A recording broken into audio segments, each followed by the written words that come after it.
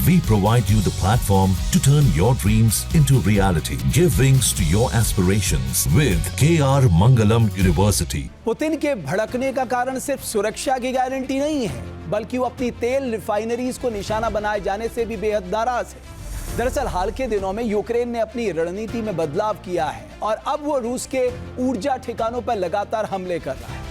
अगर अगस्त महीने की बात की जाए तो अगस्त महीने में अब तक यूक्रेन की सेना रूस की 6 ऑयल रिफाइनरीज पर हमले कर चुकी है। यूक्रेनी सेना ने यह अटैक 5 प्रांतों में मौजूद रूस की 6 रिफाइनरीज पे किया है। साल 2025 की बात करें तो रूस की 17 तेल रिफाइनरीज पर यूक्रेन की तरफ से हमले किए जा चुके हैं। यूक्रेनी हमले से रूस में तेल और गैस की कीमतों में बढ़ोतरी देखी जा रही है। यूक्रेनी हमलों के बाद रूस की तेल रिफाइनरी की उत्पादन क्षमता 11% घट गई है। यही रणनीति पुतिन को नागवार गुजर रही है और अब उन्होंने यूक्रेन पे चौतरफा हमले का आदेश दे दिया है। हालांकि यूक्रेन अब भी अपनी रणनीति पर आगे बढ़ रहा है, रूस के ऊर्जा ठिकानों को निशाना बनाने की कोशिश कर रहा है।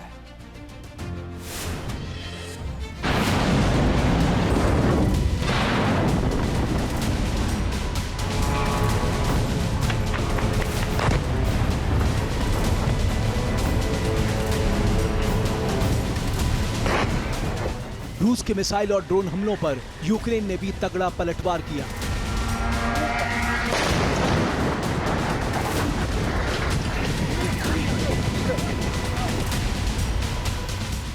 यूक्रेन की तरफ से ड्रोन्स के जरिए ताबड़तोड़ हमले करके रूस की ऑयल रिफाइनरी को निशाना बनाया गया। इन हमलों के बाद रूस की तेल रिफाइनरीज धधक उठी। काफी दूर तक आग की लपटें और धुएं का गुबार दिखाई दिया। यूक्रेन के ड्रोन अटैक से रूस की 13.5 ऑयल रिफाइनरी बंद हो गई है, जिससे तेल की कमी हो गई है और कीमतों में उछाल आ गया है। क्रीमिया में तो पेट्रोल की कीमत 70 रूबल प्रति लीटर तक बढ़ गई है। यूक्रेन के गैस रिफाइनरीज को निशाना बनाने का असर रूस में भी दिखाई देने लगा है। पेट्रोल पंपों से ईंधन गायब हो गया है। ईंधन की कमी के कारण गाड़ियों की लंबी कतारें दिखाई दे रही हैं। इस बीच यूक्रेन ने रूस के जले पर नमक छिड़कने के अंदाज में ड्रोन हमले का फुटेज भी जारी किया है। ये वीडियो रूसी जनरल पर हमले से जुड़ा हुआ है। इस हमले में रूसी जनरल का एक हाथ और एक पैर उड़ गया था। ये ड्रोन हमला रूस के कुसर्ग ओब्लास्ट में यूक्रेन की सीमा के पास अंधेरे राजमार्ग पर किया गया। जिस गाड़ी को निशाना बनाया गया उसमें रूस के उत्तरी सैन्य समूह के उप कमांडर लेफ्टिनेंट जनरल एस्सेदुल्ला अबाचेव सवार थे। इस हमले में उन्हें गंभीर चोट आई है। अबाचेव ने लुहांस्क ओब्लास्ट में रूस की सैन्य कार्रवाई की कमान संभाली थी। उन्होंने लुहांस्क के अलावा जॉर्जिया और सीरिया में भी ऑपरेशन में हिस्सा लिया है।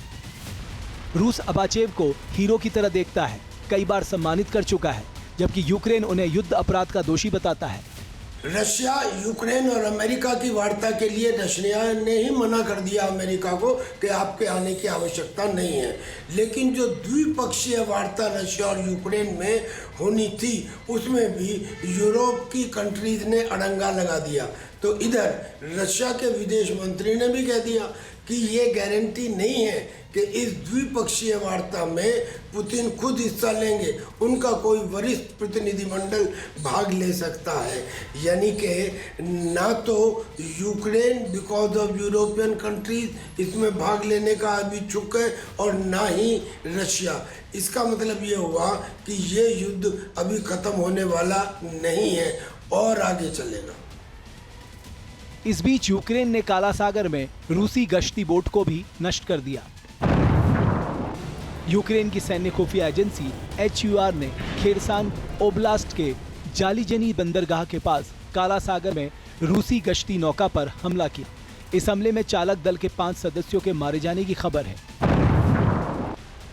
HUR ने दावा किया है कि यह हमला एक ड्रोन से संचालित लेजर गाइडेड मिसाइल से किया गया।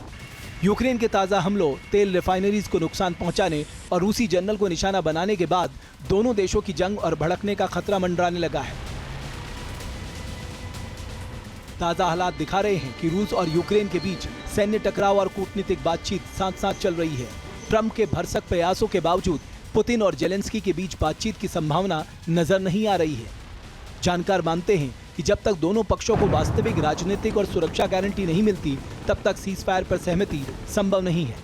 खराब समझौते बड़े युद्ध को दावत देते हैं। क्या ईरान और इजराइल के बीच में जो सीज फायर हुआ है, क्या वो परमानेंट है? क्या ऐसे ही इजराइल और हमास के बीच में जो कई बार सीज फायर हुए, क्या वो परमानेंट थे? ऐसे ही इंडिया और पाकिस्तान के बीच में जो सीज फायर हुआ, क्या वो जल्दी टूटने वाला नहीं लगता? यही स्थिति यूक्रेन और रशिया की भी है। यूक्रेन और रशिया के युद्ध में अमेरिका जितनी कोशिश कर रहा है कि इनका सीज फायर करा दिया जाए, उतनी ही कोशिश यूरोपियन यूनियन कंट्रीज कर रही हैं कि ये सीज फायर कैसे ना कराया जाए।